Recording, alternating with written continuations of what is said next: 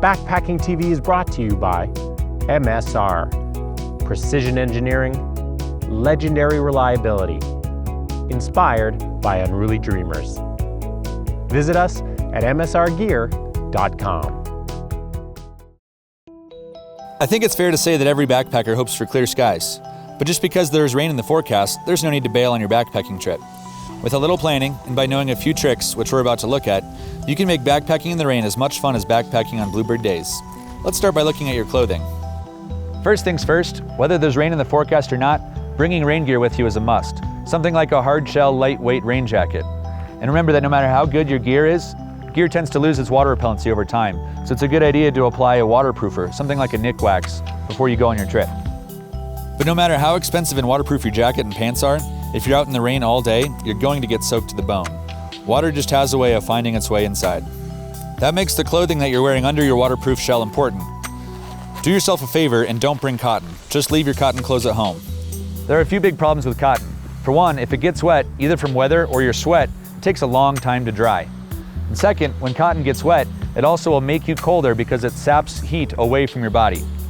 Instead of cotton, use clothing made of materials that will wick water away from your body, dry quickly, and provide warmth, even when they're wet. I like to use quick-drying synthetic t-shirts and underwear as my base layer. And also, depending on how cold it might be for a trip, I might add other synthetic layers on top. If you prefer natural materials, wool is a classic because it still performs when it's wet. When it comes to your feet, again, leave the cotton socks at home. But a good pair of wool or synthetic socks is like a slice of heaven when you're in the backcountry. Of course, the drier your feet are, the more comfortable you'll be. And so once again, it's a good idea to waterproof your footwear before your trip. Now that takes care of the clothes that you're wearing, but it's equally as important to take care of the gear that's inside your pack. A waterproof pack cover can work really well, but I would still recommend packing most of your gear into dry bags, even if it's just a trash bag. In particular, I'd recommend a waterproof bag for your sleeping bag and your extra clothes to use on rainy days.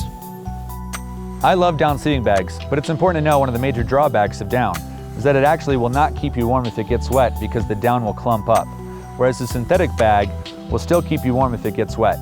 This changed with the invention of hydrophobic down because it's actually a water repellent on the down, so if that gets wet, it doesn't clump up and it will still keep you warm if it's wet. When you're at camp, the biggest factor in staying dry on rainy days is where you position your shelter. Trust me, I've learned the hard way. The trick is to find a spot with a gentle slope that will carry water away from you. Make sure to avoid drainages or low points where water will pool up or flow underneath you. In a good storm, you'll also want to dig trenches on the high sides of your shelter to divert water that will otherwise flow under you. Here's another big tip. When using a ground sheet, it's really important to make sure that it doesn't extend beyond your tent even a little bit, as this will catch the rain and actually pull it underneath your tent, making it worse than if you didn't have a ground sheet at all. Some people even prefer to put the ground sheet inside the tent to provide a waterproof barrier between you and the ground. So there you have it, a few tips on how to enjoy your backpacking trip, even in the rain. Be sure to subscribe and stay tuned for more information coming your way.